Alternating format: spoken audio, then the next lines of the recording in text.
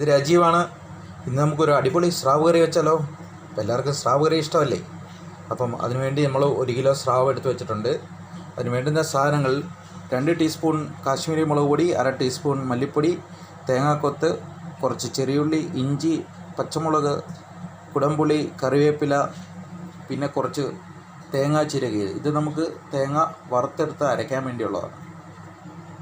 അപ്പോൾ കൂട്ടുകാരെ, നമുക്ക് മല്ലിപ്പൊടിയും മുളക് പൊടിയും ഒന്ന് ചൂടാക്കിയെടുക്കാം.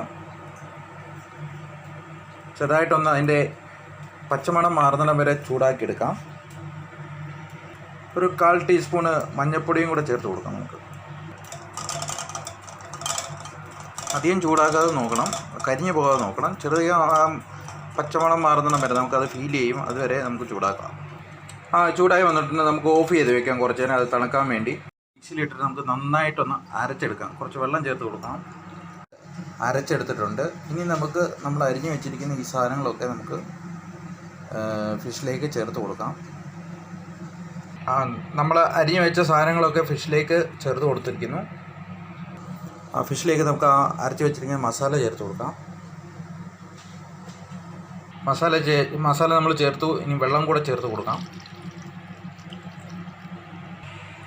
അപ്പോൾ നമ്മൾ മസാലയും വെള്ളമൊക്കെ ചേർത്ത് ഫിഷ് അടുപ്പിൽ വെച്ച് നമുക്ക് കുറച്ച് ഉപ്പ് ചേർത്ത് കൊടുക്കാം. അപ്പോൾ ആവശ്യത്തിന് ചേർത്താൽ മതി. വേണമെങ്കിൽ നമുക്ക് പിന്നീട് ടേസ്റ്റ് നോക്കിയിട്ട് കൂടുതൽ ചേർക്കാം. അപ്പോൾ ഇത് നമുക്ക് തുറന്ന് വെച്ചിട്ട് കുറച്ച് നേരം തിളപ്പിക്കാം. അത് കഴിഞ്ഞിട്ട് അടച്ച് വെച്ചിട്ട് കുറച്ച് നേരം വേവിക്കേണ്ടി വരും. അപ്പോൾ ഫിഷ് കറി തിളയ്ക്കുന്ന സമയം കൊണ്ട് നമുക്ക് തേങ്ങ വറുത്തെടുക്കാം.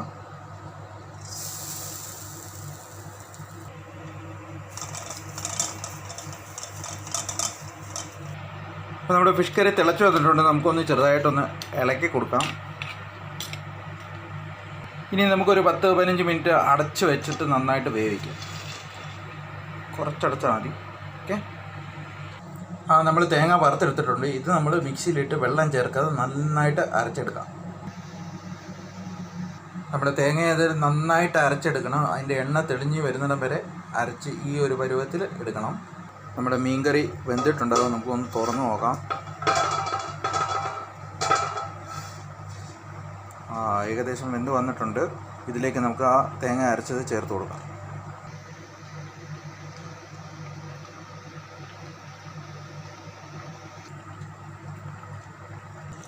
അതിലേക്ക് നമുക്ക് ആ മിക്സിയിലെ അരപ്പ് കഴുകിയിട്ടൊന്ന് വെള്ളം ചേർത്ത് കൊടുക്കാം. എല്ലാ ആവശ്യത്തിനും ചേർത്ത് കൊടുക്കാം. ചൂടുവെള്ളം മാത്രമേ ചേർക്കാവൂ. നമുക്ക് ഇളക്കി കൊടുക്കാം. നന്നായിട്ട് ഇളക്കി കൊടുത്തിട്ട് നമുക്ക് ഒന്നുകൂടെ തിളപ്പിക്കാൻ വയ്ക്കാം. അപ്പോൾ കൂട്ടുകാരെ, നമ്മുടെ ഫിഷ് കറി റെഡിയായി വന്നിട്ടുണ്ട്. അപ്പോൾ വീഡിയോ ഇഷ്ടപ്പെടുവാണെങ്കിൽ ലൈക്ക് ചെയ്യുക, ഷെയർ ചെയ്യുക, സബ്സ്ക്രൈബ് ചെയ്യുക, സപ്പോർട്ട് ചെയ്യുക. Okay, thank you.